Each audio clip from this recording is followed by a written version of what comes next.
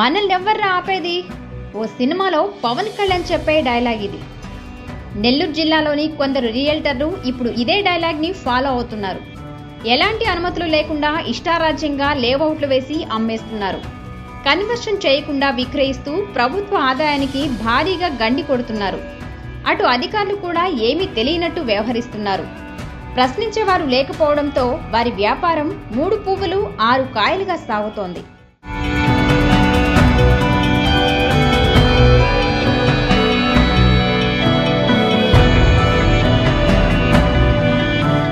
నెల్లూరు జిల్లాలో real estate రంగం మంచి బూమ్లో ఉంది. అభివృద్ధి చెందుతున్న జిల్లాకి తగినట్లు భూముల రేట్లు కూడా పెరిగిపోతున్నాయి.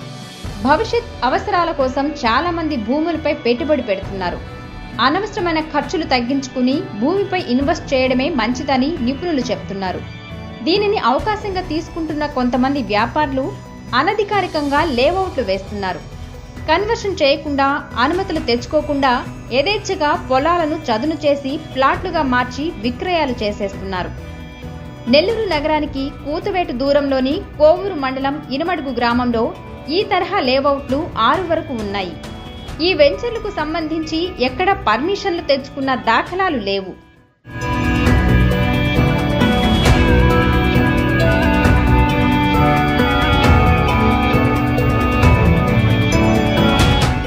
పొలాలను ఫ్లాట్లుగా విక్రయించాలంటే ముందుగా వాటిని కన్వర్షన్ చేయాలి. 1 ఎకరా విలువలో 5% వంతున కన్వర్షన్ కోసం చెల్లించాలి. కన్వర్షన్ పూర్తయ్యాక వెంచర్లో అన్ని రకాల సదుపాయాలు కల్పించి విక్రయాలకు అనుమతులు తెచ్చుకోవాలి. నుడా పరిధిలో ఓపెన్ ఫ్లాట్లు విక్రయించే లేఅవుట్ అనుమతుల కోసం ఎకరాకు 8 లక్షల చొప్పున ప్రభుత్వానికి చెల్లించాలి. దీనికి జీఎస్టీ కూడా అదనం. అయితే ప్రభుత్వానికి ఎలాంటి రుసుము చెల్లించకుండానే ఇనమడుగు గ్రామానికి చెందిన కొంతమంది వ్యాపారులు పొలాలకు మార్కింగులు వేసి యథేచ్ఛగా విక్రయించేస్తున్నారు. ప్రధాన రహదారిని ఆనుకుని ఈ తరహా వ్యాపారం జరుగుతున్నా కనీసం అధికారులు పట్టించుకున్న పాపాన పోలేదు.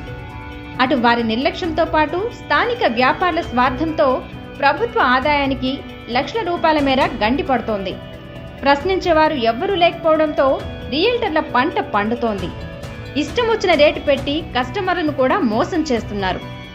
అయితే ఇనమడుగులో ఈ తతంగమంతా సర్పంచ్ కనుసన్నల్లో జరుగుతుందనే ఆరోపణలు వినిపిస్తున్నాయి. పంచాయతీకి వచ్చే ఆదాయానికి సర్పంచ్ గండి కొట్టడం ఏంటని స్థానికులు ప్రశ్నిస్తున్నారు. పంచాయతీ అధికారులు ఇది తెలిసినా పట్టించుకోకపోవడం దారుణమని విమర్శిస్తున్నారు.